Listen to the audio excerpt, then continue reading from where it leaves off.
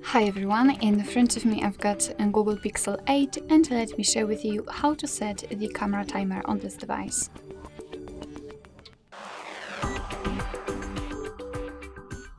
So first of all we have to find our camera and open it, so let's tap. And right here we are in the standard photo mode, so all we have to do is to find the settings. So we have to swipe up in order to open this panel. And as you can see here, we've got the timer option. We've got 3 different options, so the off, 3 and 10 seconds delay. So let me set 10 seconds delay, simply tap on it. Okay, I don't need that. And as you can see, this option is highlighted. Now we can go back. And as you can see, it is also shown on the shutter button.